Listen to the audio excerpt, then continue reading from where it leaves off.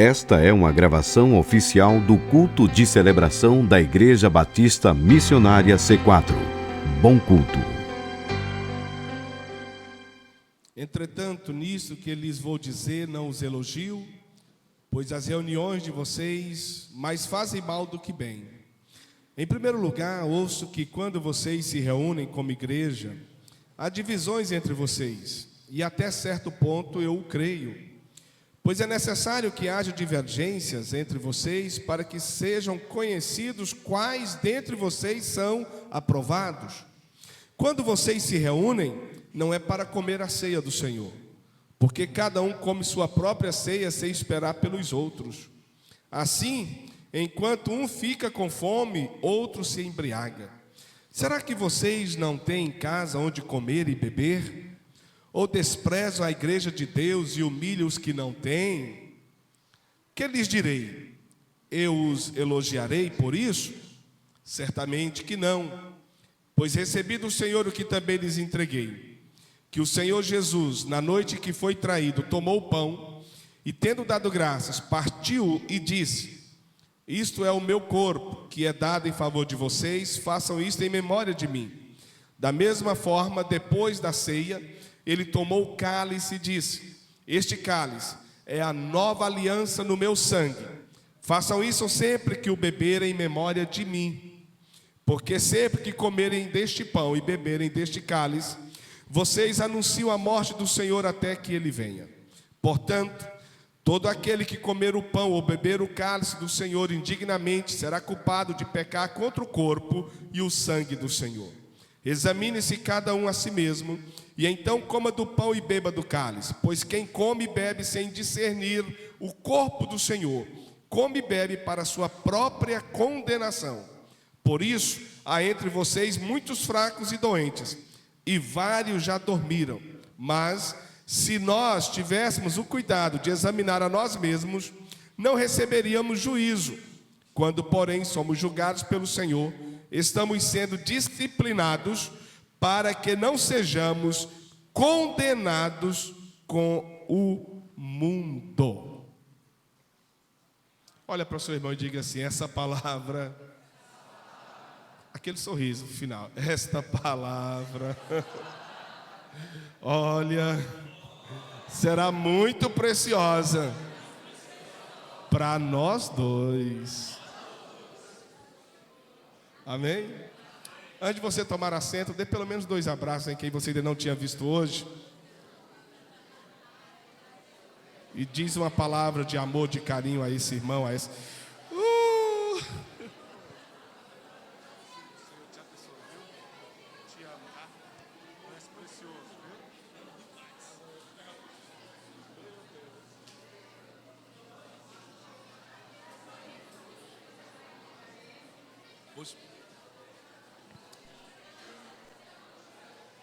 Queridos, nós teremos também nossas salas para nossas crianças agora.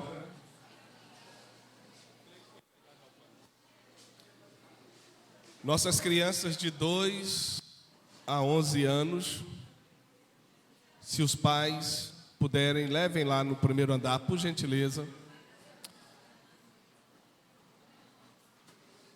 Queridos, nossas salas aqui também estão ficando muito lindas. Quero informar vocês que as nossas salas aqui no primeiro andar já estão no forro. Só falta agora os últimos detalhes. E nós queremos também climatizar cada uma dessas salas para a glória de Deus. E nós queremos oferecer o melhor para toda a igreja, inclusive também para todas as nossas crianças, amém? Que vão congregar pela manhã, porque à noite lá nós já temos nossas salas, graças a Deus, já concluídas e já estão sendo usadas, né? Muito bem.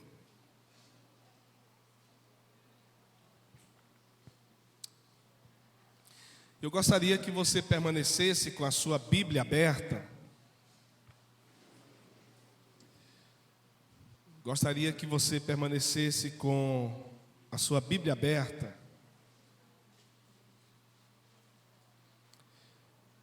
E se você quiser anotar um tema, né? Só para você ter uma ideia do que eu pretendo falar, você coloca, o tema seria a necessidade de discernir quem eu sou no corpo de Cristo.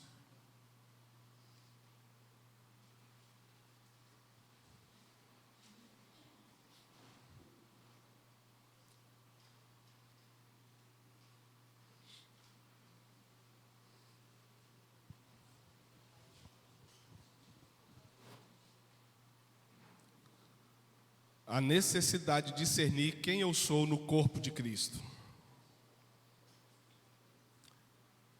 Queridos, eu quero rapidamente dar um fundo histórico sobre a igreja de Corinto. Uma das igrejas que Paulo fundou a partir de um ministério itinerante, a partir de uma ação missionária. E Paulo, nesta cidade, ele edificou esta igreja, constituiu líderes. E esta igreja, quando a gente lê 1 e 2 Coríntios, nós vamos perceber que é uma igreja que Paulo ensina a respeito dos dons espirituais. E é uma igreja que opera através dos dons espirituais. Aí, em 1 Coríntios capítulo 12, a partir do versículo 4, Paulo vai começar a falar sobre a diferença que existe entre os vários dons, mas essa diversidade de dons espirituais forma ou ajuda, coopera para que haja uma unidade no corpo de Cristo. Através dessa diversidade de dons, a igreja opera a multiforme graça de Deus.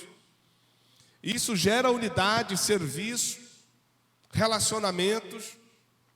Isso gera o crescimento da igreja.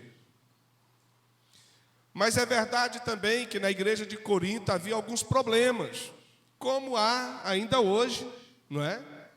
Geralmente, toda instituição ela é feita por gente. E gente, não é? Seres humanos, dão trabalho. Eventualmente, são a causa de alguns distúrbios. Por isso, que Paulo, então, precisa escrever essas duas cartas à igreja de Corinto, depois que deixou a cidade, que edificou a igreja ali. Ele pastoreou essa igreja através dos seus discípulos, que eventualmente ele mandava a Corinto. Outras cartas que ele enviou que não foram registradas no cânon sagrado, apenas estas duas, que nós temos notícia. Mas nessas duas cartas a gente percebe o cuidado que ele tem com a igreja, mas também os dilemas e os problemas que ele precisa resolver na igreja. Como pastor dessa igreja, como pai espiritual desse povo.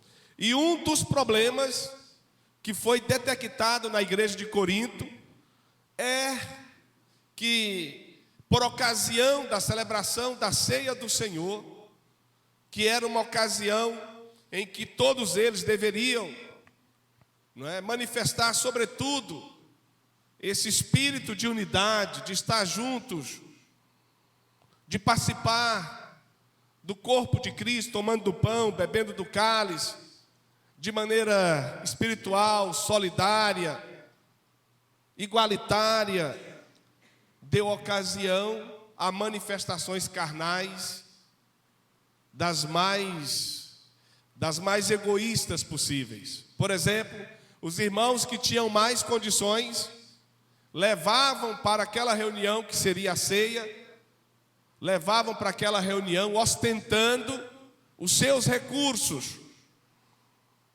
E ali, enquanto alguns tinham que sobejava, outros tinham de menos. Então havia na igreja de Corinto, nessa ocasião em particular, essa discrepância, essa diferenciação entre os que tinham e os que não possuíam nada. entre os que comiam bem e os que comiam pessimamente. E tudo isso para celebrar a ceia do Senhor.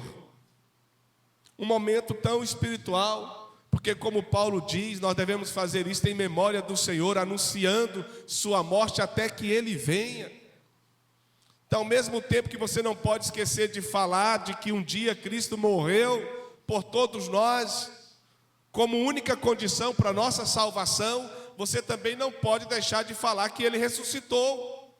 E mais do que isso, Ele vai voltar novamente. Agora não mais como servo sofredor, segundo Isaías 53, mas como Cristo ressurreto, Senhor do universo, Rei dos reis, Senhor dos senhores. E Ele virá então para buscar a sua igreja, a sua noiva.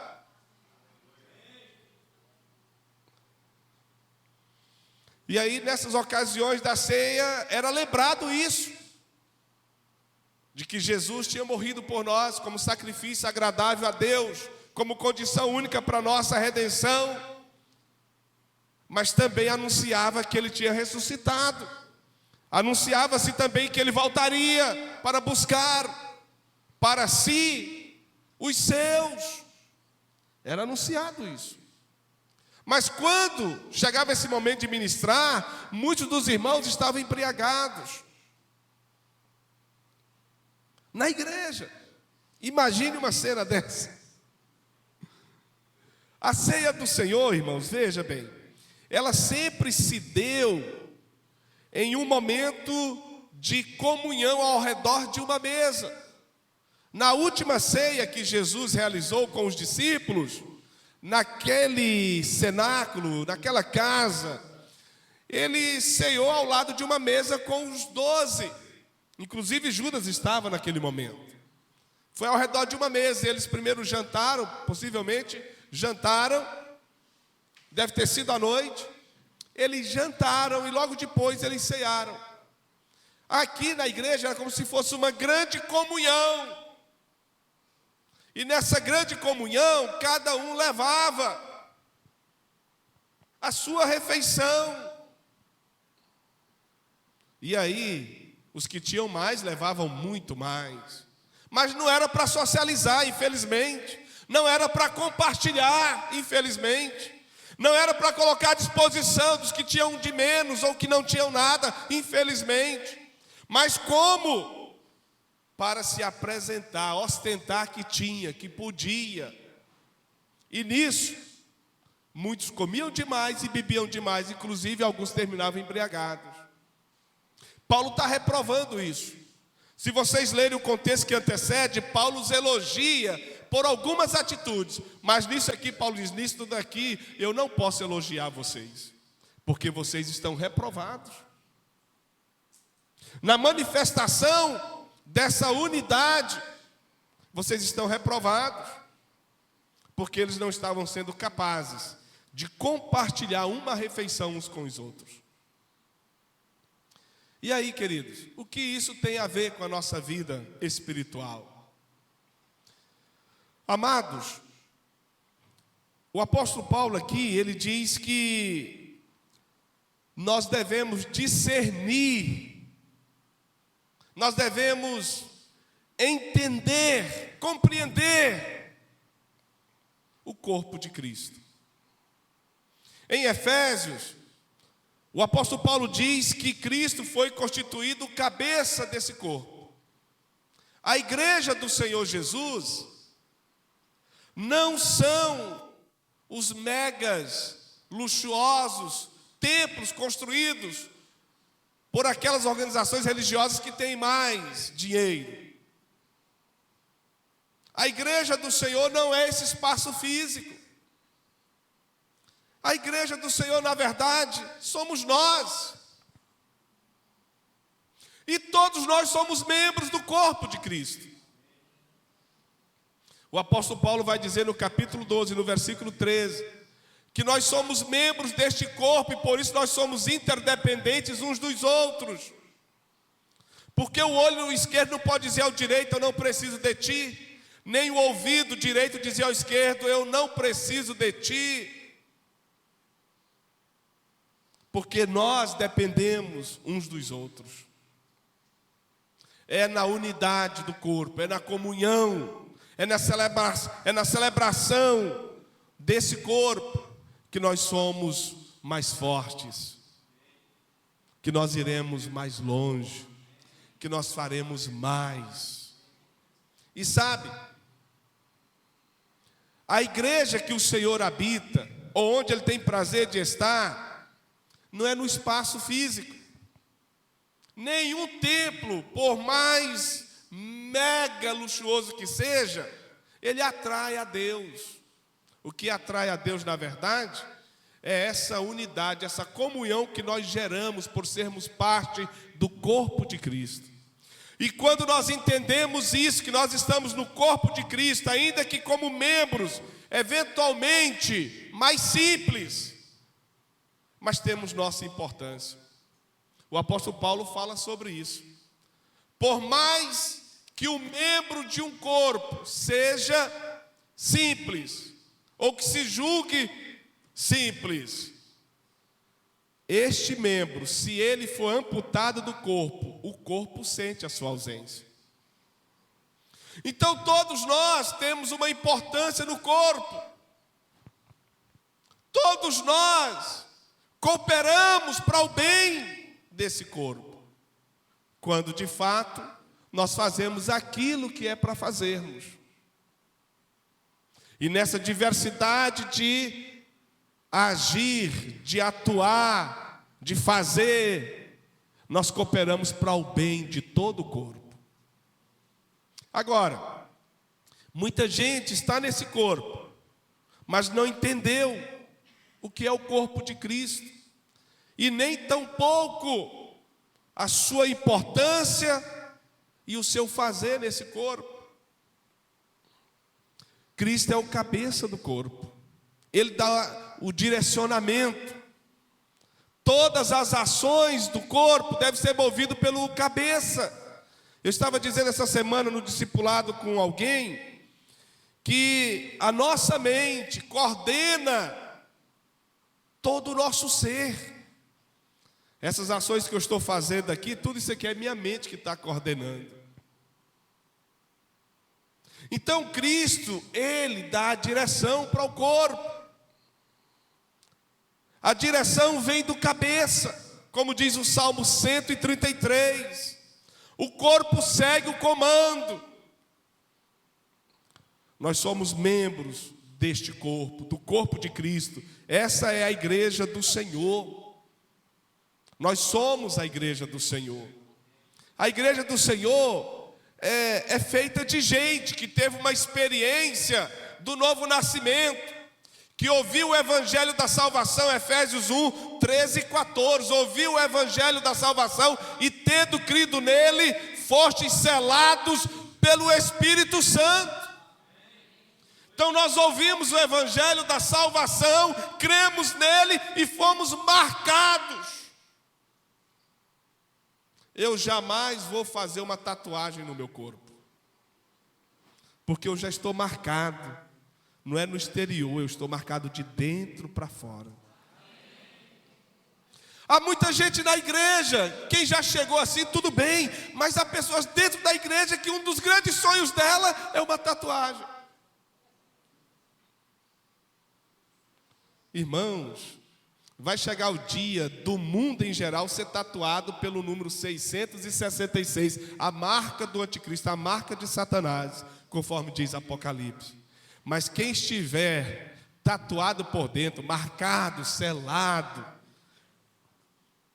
com o selo do Espírito impresso dentro de você, não precisará nem aceitará a marca da besta. Amém, queridos?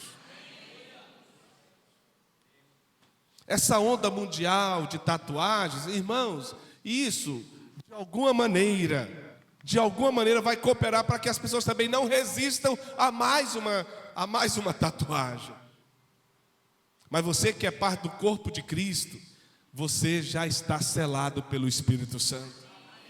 E ali o apóstolo Paulo diz que Deus faz isso com a gente para dizer, olha, este é como que um penhor, é um pagamento antecipado de que o que eu estou dizendo é verdade. Ou seja, eu vou voltar para levar vocês comigo.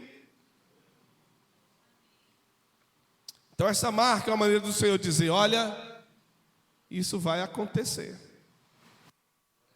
Então, você faz parte do corpo de Cristo. Ele é o cabeça, você já está selado, você já está marcado como um dos partícipes deste corpo. E o corpo aqui, ele está falando da igreja do Senhor. Na Bíblia, a igreja é chamada de edifício, de tabernáculo, de catedral, de santuário, de corpo. A melhor linguagem que Paulo encontrou para falar da igreja foi fazer uma analogia com o corpo humano. Então, queridos, essa diversidade de membros que compõem o meu corpo gera essa unidade que eu sou, esse ser que eu sou.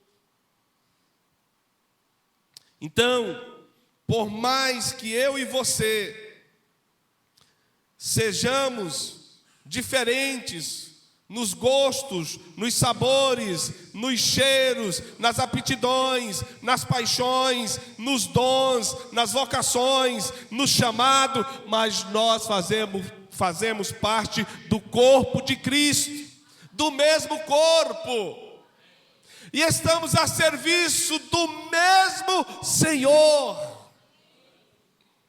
Amém, queridos? Se a gente entender isso,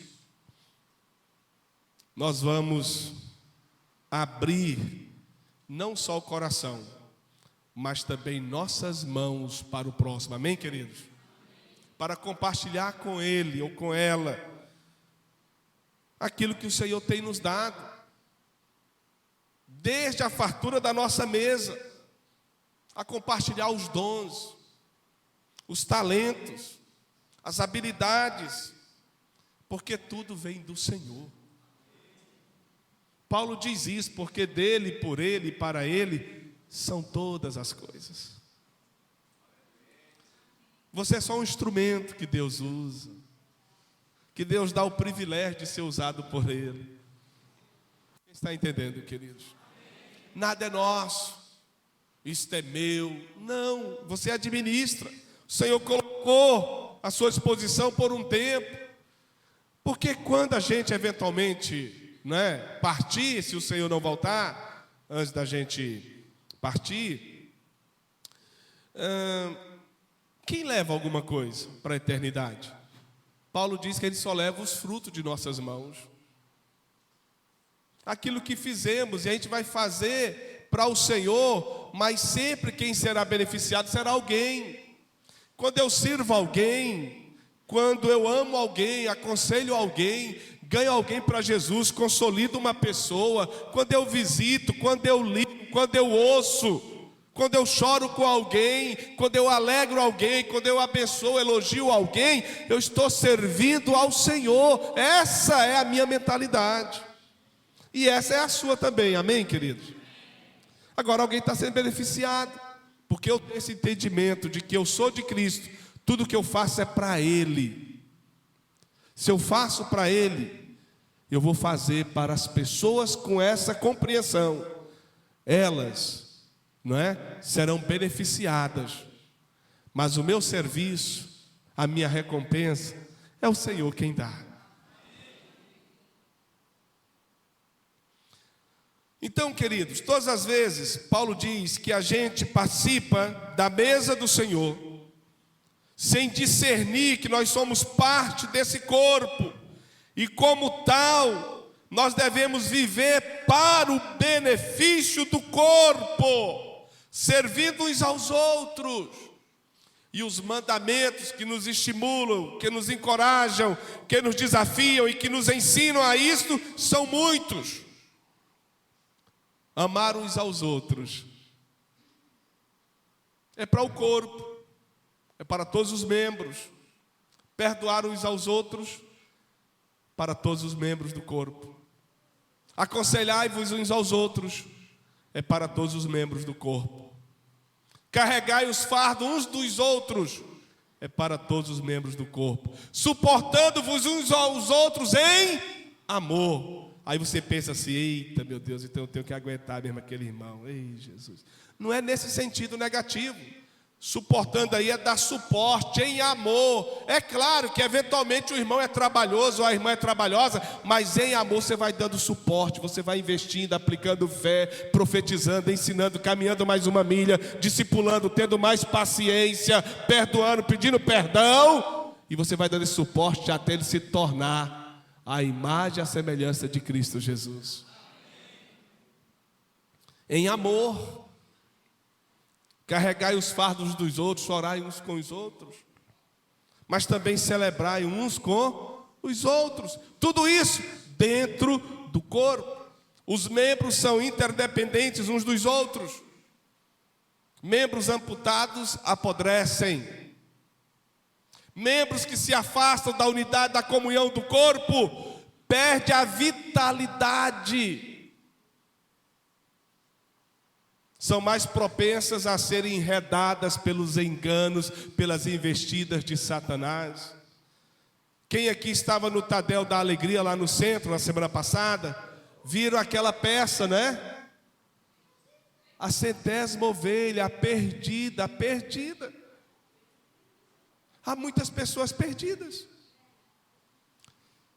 Infelizmente, muita gente que está na igreja. Porque as escolhas são sempre ao contrário daquilo que deveria ser feito. Então, queridos, para discernir o corpo de Cristo, olha aqui para mim, preste bem atenção nisso. Versículo 27. Portanto, todo aquele que comer o pão ou beber o cálice do Senhor indignamente, será culpado de pecar contra o corpo e o sangue do Senhor. Examine-se cada um a si mesmo, e então coma do pão e beba do... Pois quem come e bebe sem discernir o corpo do Senhor, come e bebe para sua própria condenação. Misericórdia. Diga comigo, misericórdia. Olha aqui para mim, gente. Irmãos, quem discerne o corpo de Cristo, perdoa. Olhe para o seu irmão e diga assim: quem discerne o corpo de Cristo, perdoa.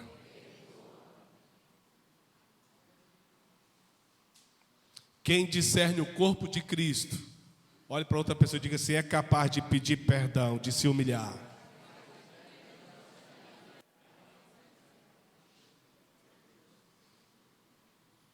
Diga para outro irmão: quem discerne o corpo de Cristo, é capaz de servir o seu irmão. Olha aqui para mim. E esse serviço não é uma resposta ao mérito do outro. Se você deixar para servir as pessoas por algum mérito delas, você vai servir muita pouca gente durante a sua vida. Porque a maioria de nós, a maioria esmagadora de nós, em algum momento, seremos indignos. O único digno é o Senhor, amém, queridos? Nós sempre, infelizmente, seremos passíveis de falhas. Mas eu vou servir, porque o meu maior exemplo de serviço é o meu Senhor Jesus. Então, independente se o outro mereça ou não, nós vamos servir. Comece na família, o marido servir a esposa servindo o esposo, os pais servindo os filhos servindo aos pais, os discipuladores servindo os seus discípulos, os discípulos servindo aos seus discipuladores, os líderes servindo às suas ovelhas servindo aos seus líderes, amém, queridos? Por mérito, pouca gente, talvez ninguém, porque o perfeito é só o Senhor. Quem discerne o corpo de Cristo, queridos, olhe para outro e diga assim: não se afasta da comunhão. Vocês já ouviram aquele ditado ultimamente que tem circulado, que diz assim: quem sai da igreja por causa de pessoas nunca entrou lá por causa de Jesus? Quem já viu isso aqui? É claro que em algum momento eu vou te decepcionar, pode ter certeza disso. Por mais que eu não queira, mas eu sou falho. É assim que são as coisas. É claro que quando você chegou aqui, você chegou tão apaixonado por Jesus, ficou tão apaixonado pelo pastor, pela pastora, pelo seu discipulador, pelo seu líder. Mas na convivência você foi percebendo eventuais falhas deles, porque isso é o ser humano. Por mais nobre que eventualmente sejam, que peçam perdão, que reconheça, que mude, mas isso é o ser humano. Não tem como mudar. Diga para o seu irmão assim: perfeito só o Senhor Jesus.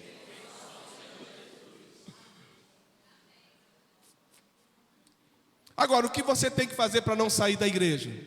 Quando você discerne o corpo de Cristo e quem você é nele, quando você chama o irmão para conversar e diz: olha, eu fiquei aborrecido naquele dia, eu acho que você não foi feliz, eu já quero até também pedir perdão, porque eu guardei esse ressentimento, mas naquele dia que você falou assim, assim, assim, eu não estava legal, eu acho que eu não entendi direito, pelo que eu te conheço, eu acho que não foi realmente do seu querer, mas eu fiquei magoado que você soubesse, mas eu já te perdoei. Aí o outro, se for humilde, se já tiver discernido o corpo de Cristo quem ele é, ele vai dizer: ô meu irmão, me perdoe também, ô minha irmã, me perdoe também, realmente, eu não quero justificar não, mas não era isso que eu quis dizer não, mas quero te pedir perdão porque eu provoquei esse tipo de sentimento no seu coração.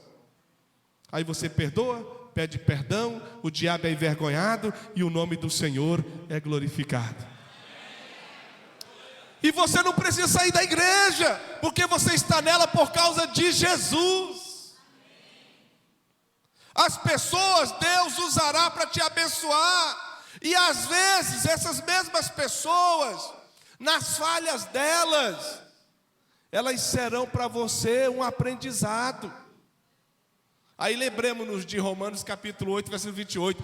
Todas as coisas cooperam para o bem daqueles que amam a Deus. Até as falhas do teu irmão cooperarão para o seu bem. Você vai: olha, não vou fazer igual. Deus me ajude, mas eu não vou fazer igual.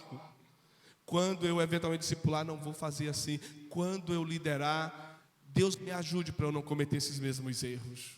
Quem está me entendendo? Você não precisa sair do corpo, porque você não está no corpo de Cristo, que é a igreja, por causa das pessoas. Você está ali porque Jesus te atraiu. Quantos aqui foram atraídos por Jesus, queridos? Amém? Mas eu queria um amém assim mais forte, não é? Para sair aí, né, filho? Às vezes sai, né, na mensagem, né? Quantos aqui estão por causa de Jesus? Amém. Foram atraídos pelo seu amor. Vai sair aí na gravação.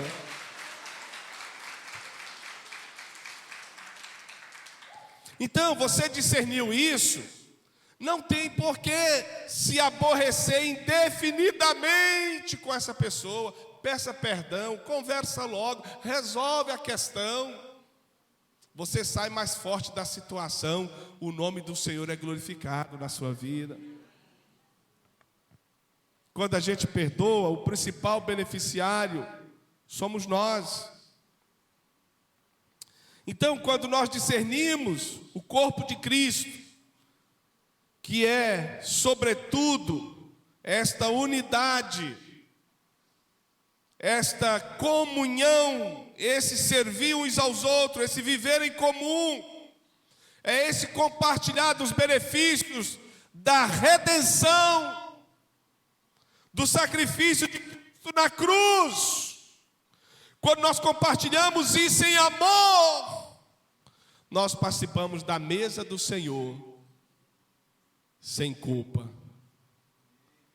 sem juízo, sem condenação. Os irmãos estão me entendendo, queridos? Olhe para o seu irmão e diga assim: não é tão simples isso?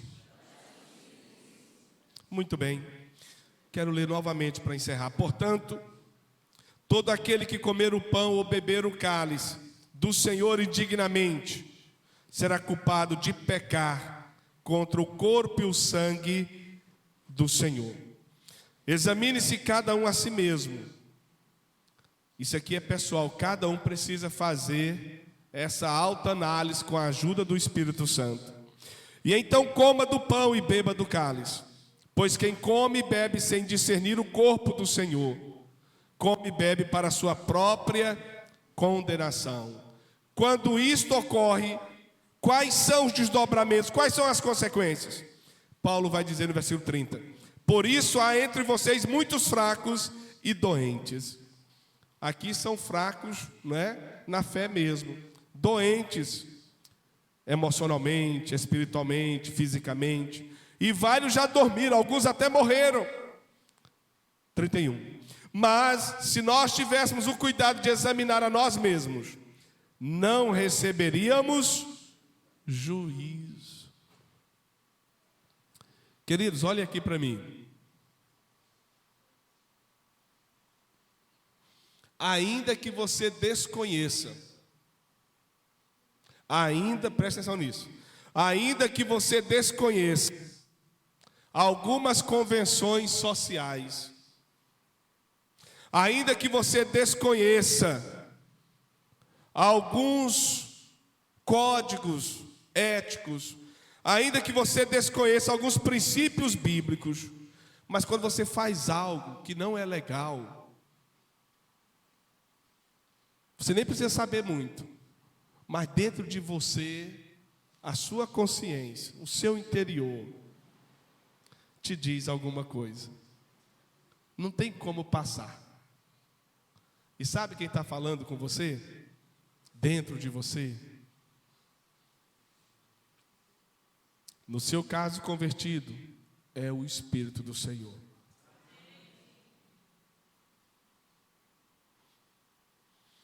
Então, queridos, não tem como, sabe, eu não sabia, eu não tinha esse conhecimento a respeito antes, por isso, dentro de você alguma coisa vai dizer, não está legal, não está bem, não deveria ter sido feito. Por que você fez assim? Por que você falou assim? Você não sabe que isso é errado? Algum incômodo vai ser causado dentro de você. Algum mal-estar você vai sentir, pode ter certo. Agora, quando é que isso vai deixar de ocorrer? Quando Paulo diz que a pessoa reiteradamente, deliberadamente, sempre faz, transgredindo sua consciência e os princípios, chega um momento que a mente fica cauterizada, está tão encaliçada, tem tantos calos, que aquilo que o Senhor fala com a pessoa não alcança mais a consciência, porque entre a consciência e o Senhor tem uma redoma de calos. E a pessoa não é mais atingida na sua consciência. Não é o seu caso, em nome de Jesus. Mas diz para o seu irmão assim, vigia, porque isso pode ocorrer com qualquer um. Diga a outro, vigia, isso pode ocorrer com qualquer um.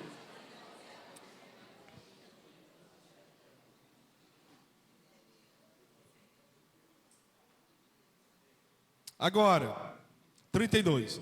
Quando, porém, somos julgados pelo Senhor, estamos sendo disciplinados para que não sejamos condenados com o mundo. Meu Deus, isso é muito lindo. Diga assim, isto é a maior prova do amor de Deus por você, meu irmão. A disciplina do Senhor é para o seu bem. Paulo está dizendo que quando somos disciplinados pelo Senhor, é porque Ele quer, a todo custo, nos tirar da condenação.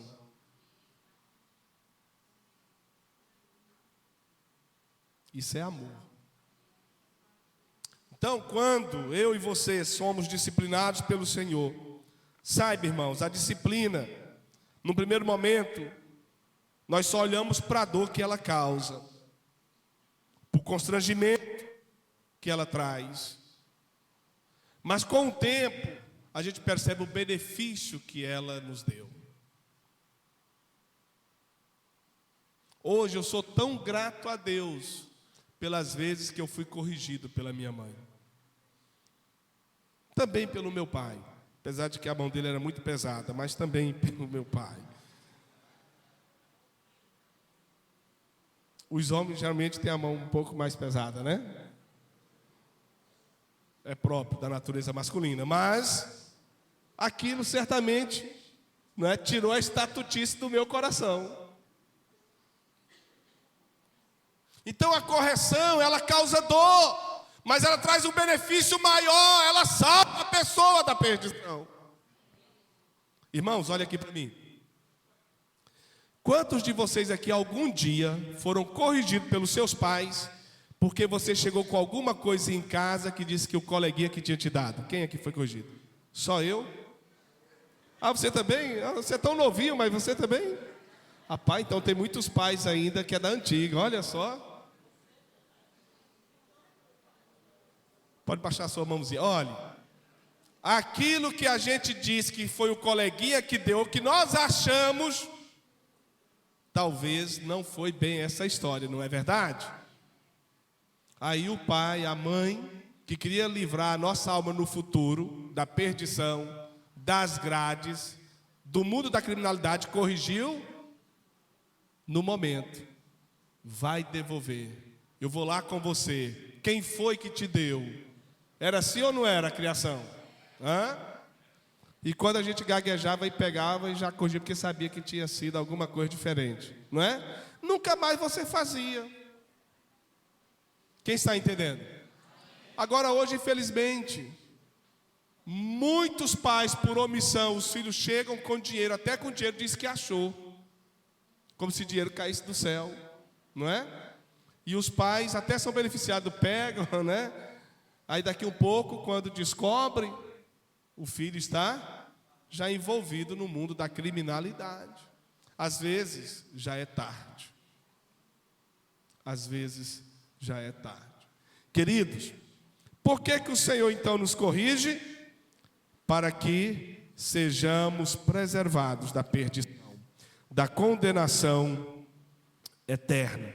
E tudo isso Ele faz porque nós somos membros do seu corpo, que é a sua igreja.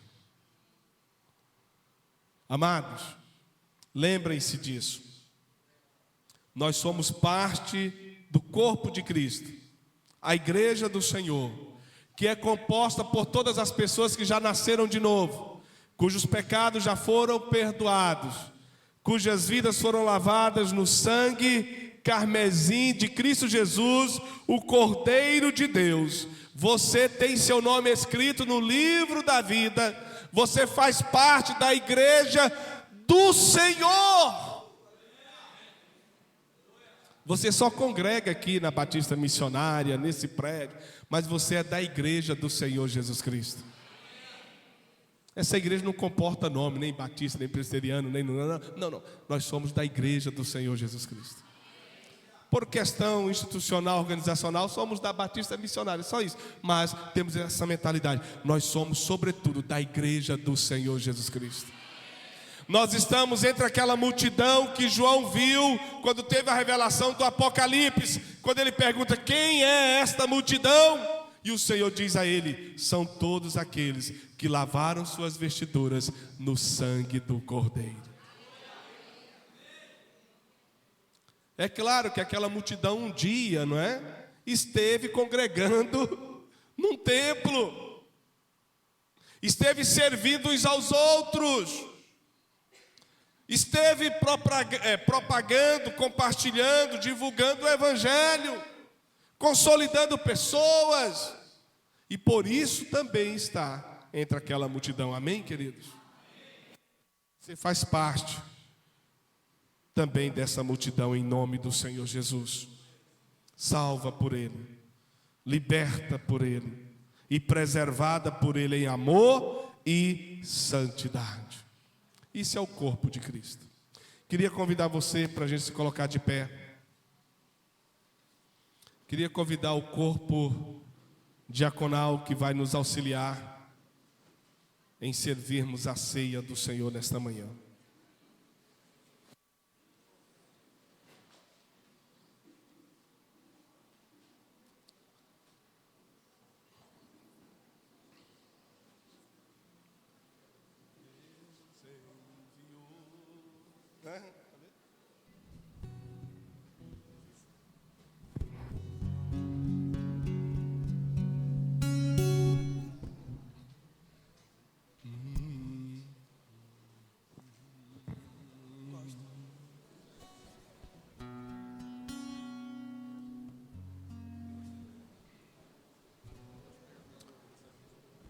Queridos, nós vamos orar consagrando ao Senhor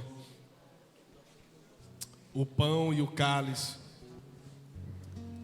Nós consagraremos ao Senhor agora e compartilharemos em seguida esta comunhão, esta unidade, sermos do mesmo corpo, pertencermos ao mesmo Deus.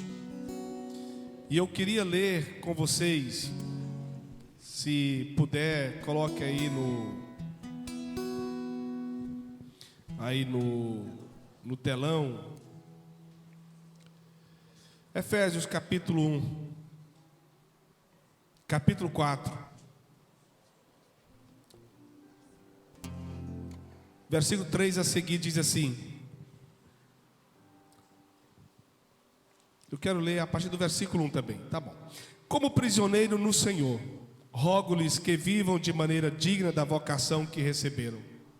Sejam completamente humildes e dóceis, e sejam pacientes, suportando uns aos outros com amor. Façam todo o esforço para conservar a unidade do Espírito pelo vínculo da paz. Há um só corpo e um só Espírito, assim como a esperança para a qual vocês foram chamados é uma só. Há um só Senhor, uma só fé, um só batismo, um só Deus e Pai de todos, que é sobre todos, por meio de todos e em todos. E a cada um de nós foi concedida a graça, conforme a medida repartida por Cristo.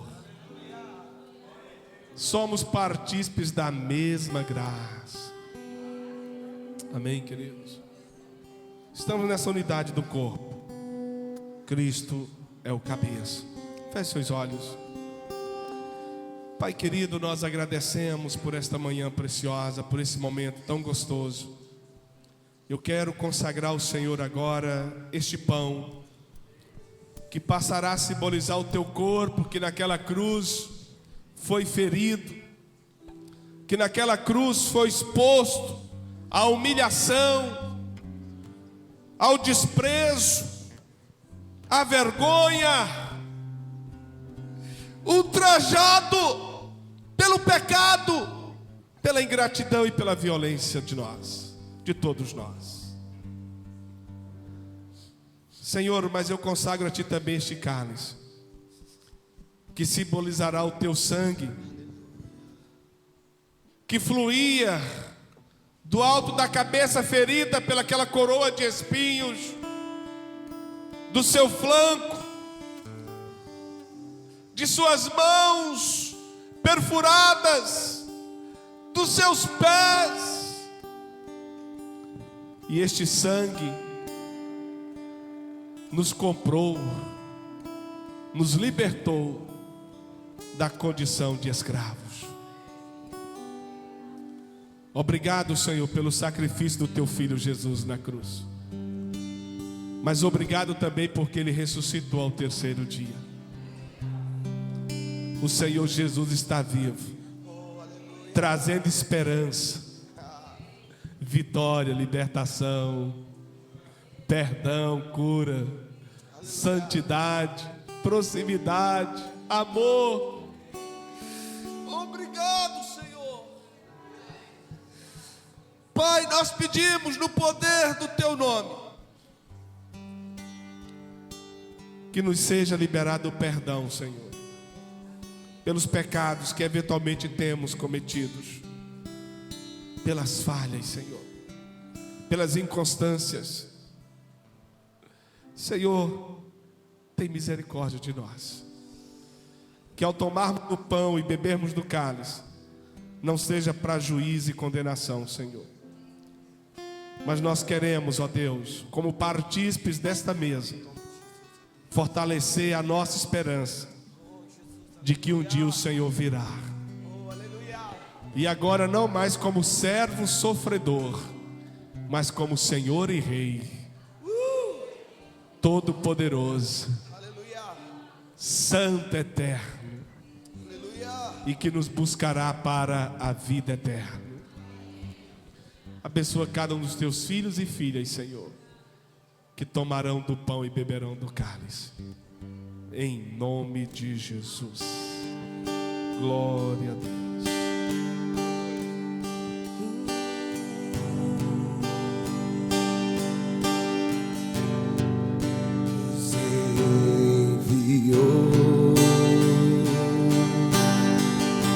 Seu filho amado a nos salvar e perdoar. Na cruz morreu por meus pecados, mas ressurgiu e vivo com o Pai está,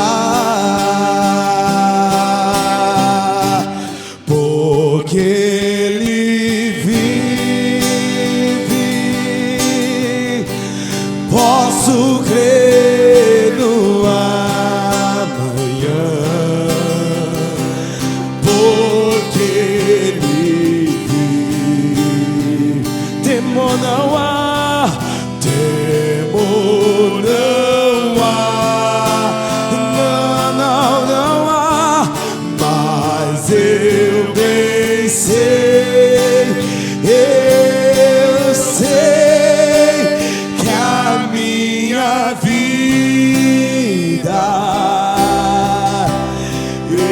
está nas mãos do meu Jesus, que vive está. E quando enfim Chegar a hora, chegar a hora em que a em morte que a morte enfrentarei, enfrentarei sem medo então, sem medo então,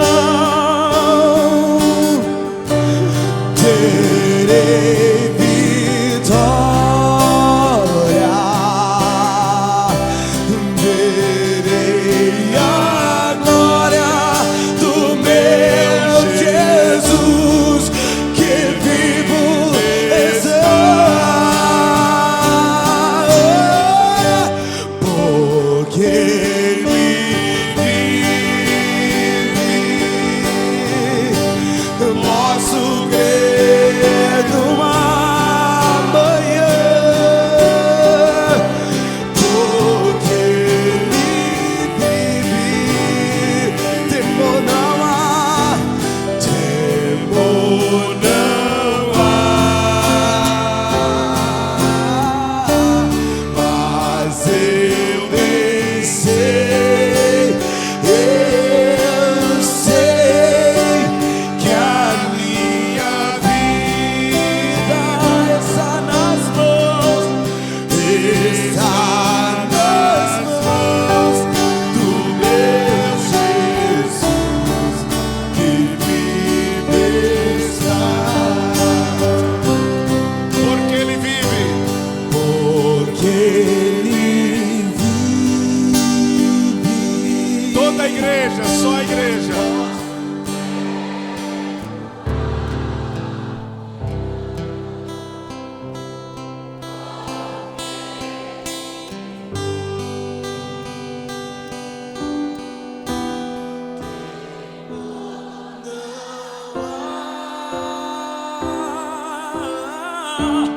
Mas eu bem sei, eu sei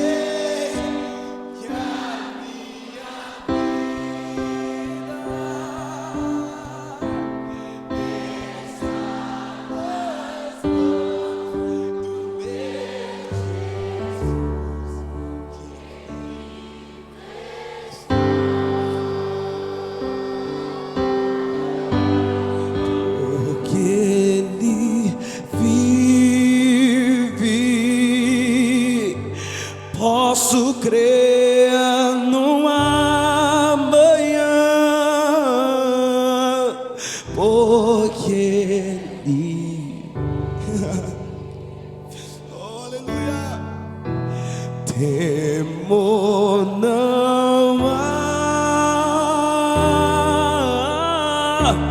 mas eu bem sei, eu sei que a minha vida está nas mãos do meu Jesus.